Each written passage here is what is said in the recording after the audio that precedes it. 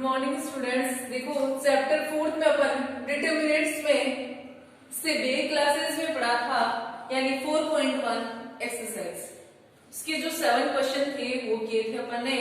अब जो नेक्स्ट आता है अगली 4.2 एक्सरसाइज के लिए प्रॉपर्टीज ऑफ डिटरमिनेंट्स। ये देखो इसमें फर्स्ट प्रॉपर्टी आपकी 10 प्रॉपर्टी है टोटल। फर्स्ट प्रॉपर्टी देखो, the value of the determinant remains unchanged if its row and columns are interchange.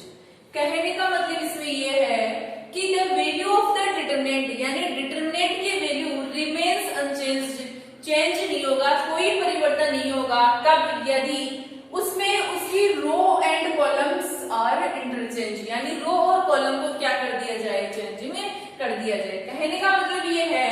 यानी अपने पास में ये रो है, यानी मैंने डिटरमिनेंट डेल इक्वल लिया है a1 b1 c1 a2 b2 c2 और a3 b3 c3 and del 1 लिया है। देखो del 1 कैसे आएगा, जैसे ये कोई मैंने डिटरमिनेंट लिया था, ये अंदर एलिमेंट्स हैं, इसकी जो ये रो है, इस रो को मैंने क्या बना दिया यहाँ पर कॉलम। यानी रो को चाहे कॉलम में करो, चाहे कॉलम को किस में कन्वर्ट करो, रो में, तो डिटरमिनेंट की वैल्यू में कोई चेंजिंग नहीं होगा। तो देखो कैसे चेंजिंग नहीं होगा, अपन देखते हैं सॉल्यूशन करके। ये रो है, इसको कॉलम बना दिया, ये रो है, इसको भी कॉलम बना दिया, और ये रो है, इसको भी अपन ने क्या बना दिया, कॉलम में बना दिया। अब देखो सबसे पहले इस डेल का सॉल्यूशन करते हैं, फिर अपन करेंगे del 1 का। दोनों इक्वेशन से देखेंगे अपने आंसर क्या थे, क्या वास्तव में ही इसका कोई चेंजिंग नहीं होता क्या, ये चेक करते हैं। तो देखो डेल इक्वल अपने पास में है a1 b1 c1 a2 b2 c2 a3 b3 c3। अब देखो अपन इसका सॉल्यूशन किससे करते हैं, बाई मैंने 3 into 3 के लिए बताया था, कौन सा, बाई सारूस फिगर, यह डायग्राम। इससे सॉल्यूशन अपन कर सकते हैं। और वैसे आपको पता है 3 के लिए प्लस होता है माइनस प्लस, फिर यहाँ क्या होगा minus plus minus plus minus plus. इस तरीके से आप इसका सॉल्यूशन कर सकते हैं रो वाइज, यानी expanding the along first row a1 ले लेंगे, फिर इसको छोड़ देंगे रो को और कॉलम को, फिर इस तरीके से सॉल्यूशंस जो आपको बताया था। पर सारूस फिगर से देखो डायरेक्ट ही सीधा कर लेते हैं। क्या कहा था, ये दोनों कॉलम ऐसे कैसे जाएंगे, यहाँ पर a1 a2 a3 और क्या हो जाएगा b1 b2 b3। अब देखो इसमें यहाँ पर यहाँ ये होता है, ये जो लीडिंग डायगोनल क्या कहा था, सम ऑफ, यानी इसमें ये था सम करना है किसका, प्रोडक्ट ऑफ लीडिंग डायगोनल, ठीक है, जितने भी बनते हैं इसके, फिर माइनस करेंगे, यानी सब्ट्रैक्ट करना है उसके स्टार्टिंग में, यानी सम करना है किसका, लीडिंग डायगोनल का, और लीडिंग डायगोनल का प्रोडक्ट करना है, फिर उनका सम करना है, फिर माइनस करना है कौन से, यानी नॉन लीडिंग डायगोनल जो है। अब देखो एक बार, एक तो ये बना लीडिंग डायगोनल, तो a1 b2 c3 क्या कहा था, मल्टीप्लाई करना, प्रोडक्ट करना, प्लस सम करना ही था। दूसरा leading diagonal b1 c2 a3, third leading diagonal c1 a2 b3 क्या कहा, फिर सब्ट्रैक्ट करना है, इनका सम कर दिया, प्रोडक्ट कर दिया, माइनस। देखो नॉन लीडिंग डायगोनल कौन से होते हैं वो देखो, एक तो ये बन गया, तो क्या आएगा a3 और ये आएगा c2,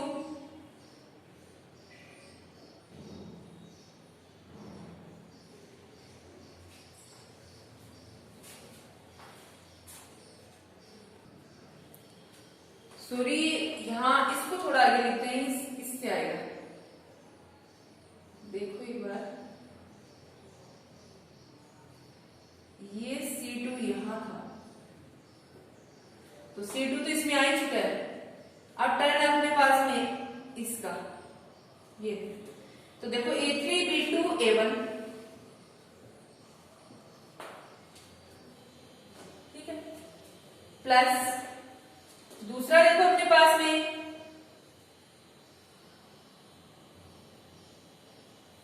C2 इसमें आ गया, ये लो,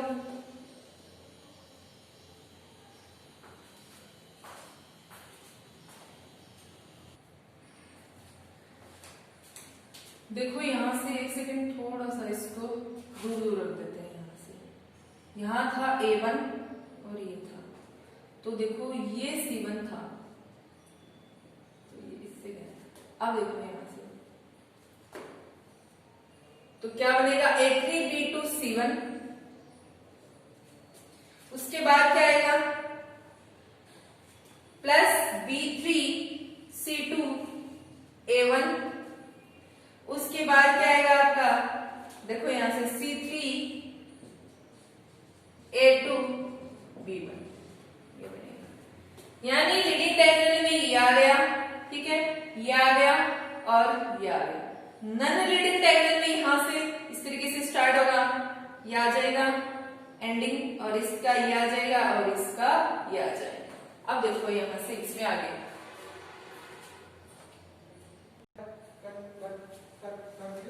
तो ये हो गया अपने पास में क्या,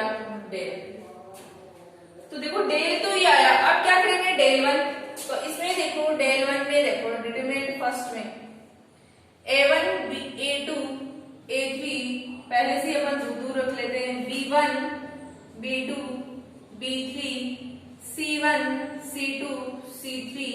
क्या कहा था फर्स्ट स्टार्टिंग में दोनों आ जाएंगे वापस, A1 A2 B1 B2 C1 C2। अब देखो ये तो इसके लिए सॉल्यूशंस है, इसको डाल दी मैंने इक्वेशन फर्स्ट। अब देखो लीडिंग डायगोनल क्या कहा था, यानी LHS में जो अपर है और RHS में जो लोअर है, ये होता है लीडिंग डायगोनल। तो डेल वन इक्वल में क्या कहा था इनका प्रोडक्ट, तो A1 B2 C3 प्लस सम करना है, उसके बाद सेकंड क्या हो जाएगा A2 B3 C1, उसके बाद क्या आ जाएगा A3 B1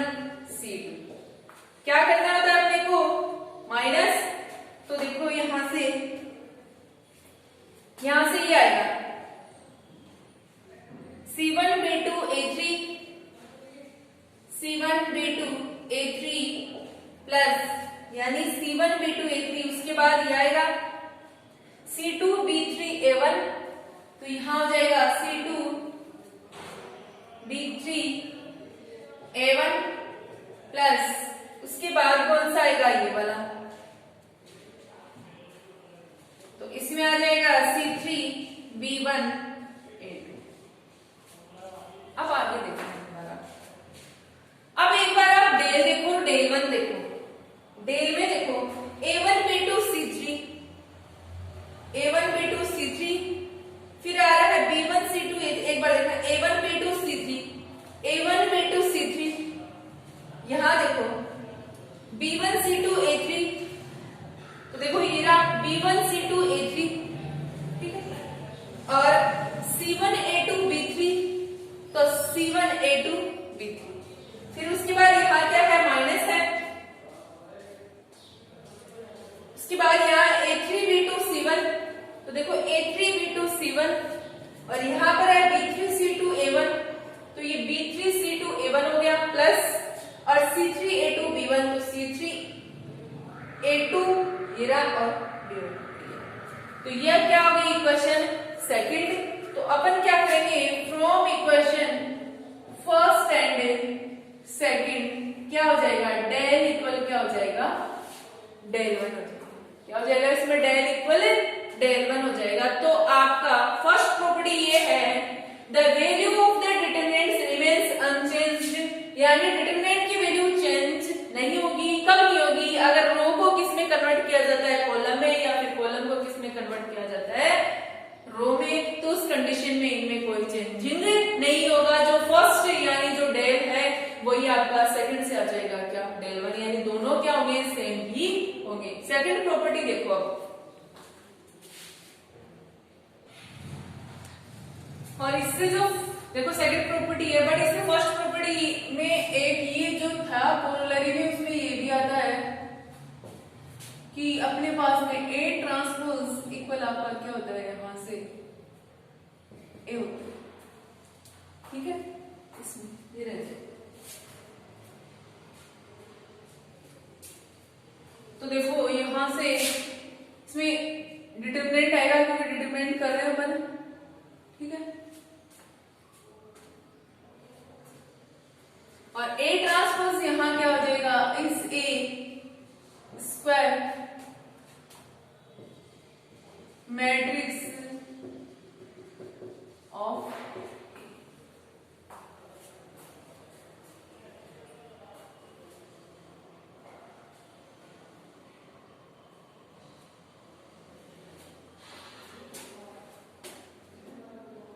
अब देखो यहां पर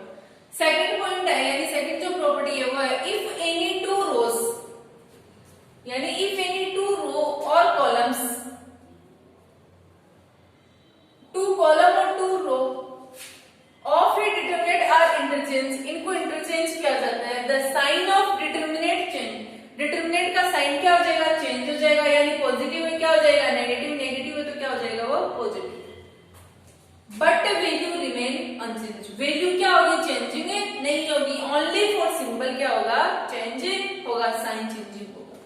जैसे del equal area A1 B1 C1 A2 B2 C2 A3 B3 C3, ये कोई मेरे पास में डिटरमिनेंट है, डेल मैंने क्या किया, यहां पर ऐसे कहा इफ एनी टू रो और कॉलम्स, या तो टू रो या फिर कॉलम, तो देखो ये दोनों कॉलम ले लिए, इनको मैंने चेंजिंग कर दिया, यानी सेकंड जो कॉलम है उसको फर्स्ट लिख दिया और फर्स्ट कॉलम को सेकंड कॉलम की जगह लिख दिया, ठीक है, थर्ड कॉलम अपनी जगह, ओनली फॉर टू की बात की तो इन दोनों का यानी इंटरचेंजिंग किया है, यानी जो एडजंक्ट है, यानी एडजंक्ट है इनका, यानी तो B1 B2 B3 ये इसकी जगह आ जाएंगे और ये तीनों यहां चले जाएंगे, ये चेंजिंग है। अब सॉल्यूशंस देखते हैं, किससे देख लेते हैं भाई,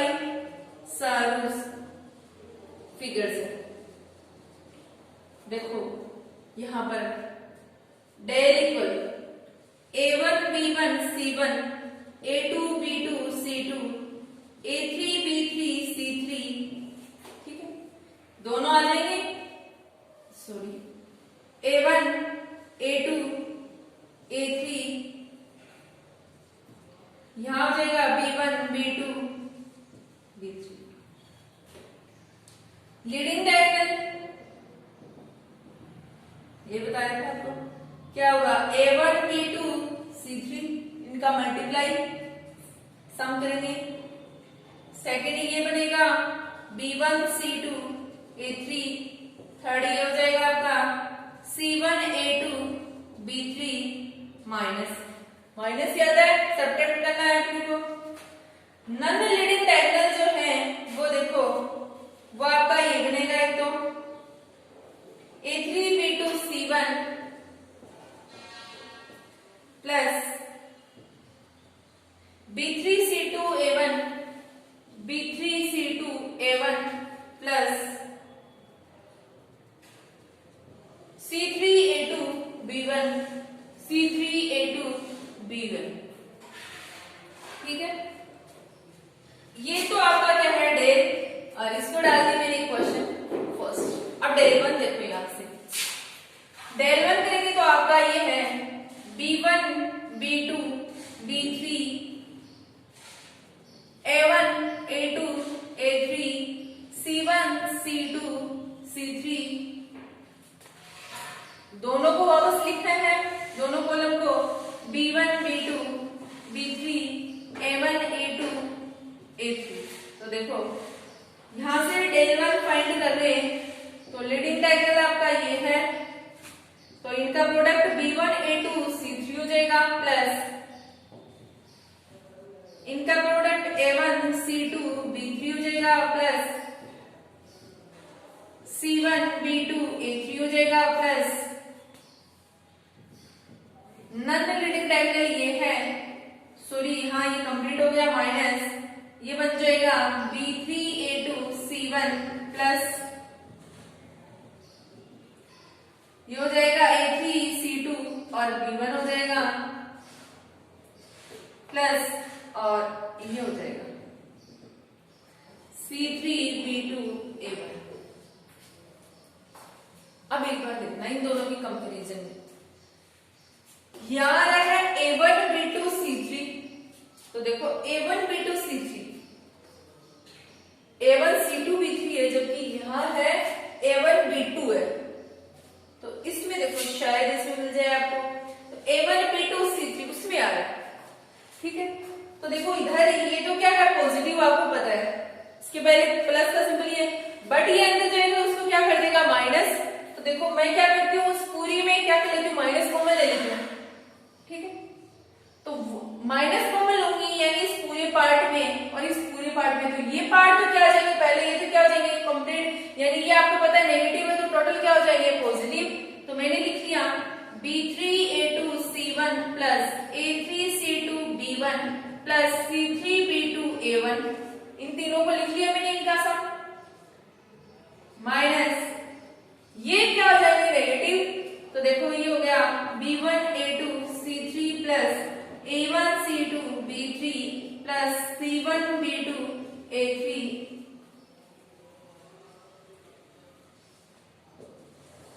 अब देखो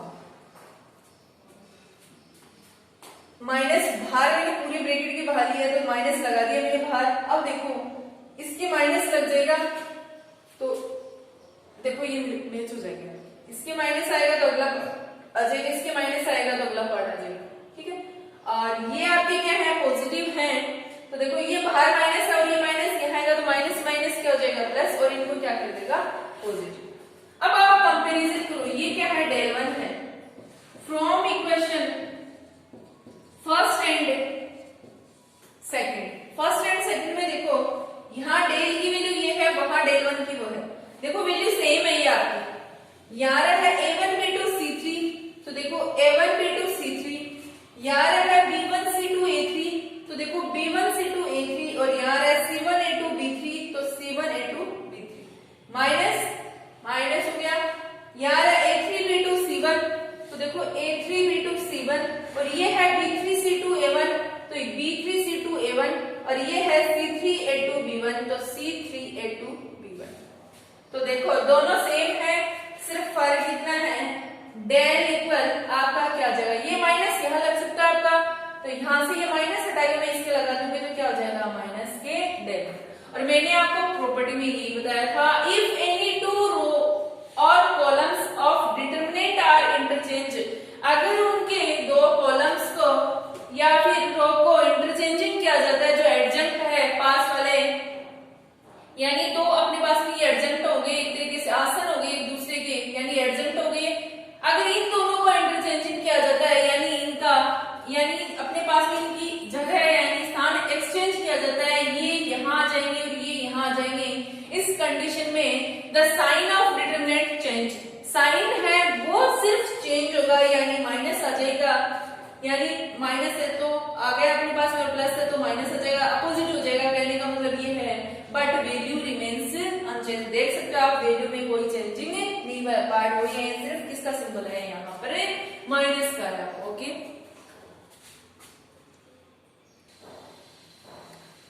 अब देखो थर्ड प्रॉपर्टी है, थर्ड से पहले और सेकंड में देखो अपन ये लिखा था डेल इक्वल क्या लिखा था माइनस के डेल वन का, यही था। तो देखो एक तरीके से आप ऐसे लिख सकते हो, डेल इक्वल माइनस डेल, ये माइनस यहाँ आ जाएगा, कैसे देखो एक बार इसको अपन ऐसे लिख सकते हैं, डेल वन इक्वल माइनस के डेल, कैसे देखो उसमें अपने पास में माइनस आ रहा था, इधर चल रहा था डेल वन, और जो आगे वाली वैल्यू थी आपके पास में ब्रैकेट में जो चल रही थी वो आपकी डेल की वैल्यू थी, आप चेक कर सकते थे उसको, तो वो किसकी वैल्यू थी डेल की थी, तो डेल वन इक्वल क्या लिख सकते हैं माइनस के डेल लिख सकते हैं, ओके। तो साइनिंग चेंजिंग था ये देख सकते हैं, यानी जो अंदर वैल्यू थी माइनस के आगे की तरफ वो किसकी वैल्यू थी डेल की वैल्यू थी, तो आप देख सकते हैं वो फर्स्ट डिटरमिनेंट की वैल्यू थी, यानी डेल ओनली 4, ये अपने पास में डेल वन है, तो डेल वन इक्वल क्या हो जाएगा माइनस के डेल वन। अब देखो यहाँ पर third property, if any two row और कॉलम्स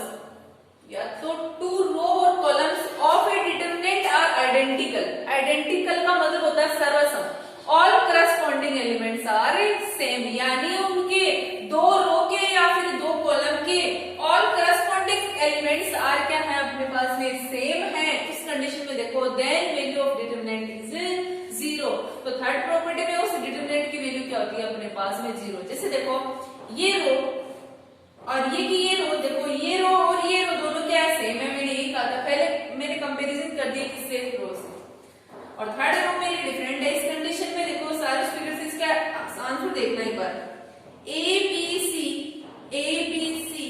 एक्स वाई जेड, ए बी एक्स वाई, आपको पता है ये दोनों ही आएंगे कॉलम, यहां से ये आ जाएगा तो a b Z plus multiply होता है इनका, सेकेंड ये आ जाएगा अपने पास में तो बी सी एक्स प्लस थर्ड आपका ये आ जाएगा तो हो जाएगा सी ए वाई माइनस, इसके बाद यहां से देखो ये आ जाएगा क्या हो जाएगा एक्स बी सी प्लस उसके बाद ये आ जाएगा क्या हो जाएगा वाई सी ए प्लस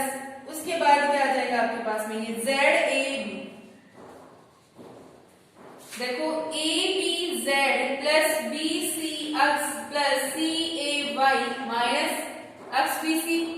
माइनस प्लस क्या हो जाएगा माइनस वाई सी ए और माइनस प्लस क्या हो जाएगा माइनस जेड ए बी। अब देखो ए बी जेड पॉजिटिव, ये भी एक तरीके से ए बी जेड है बट ये क्या है नेगेटिव, ये इससे कैंसिल हो जाएगा,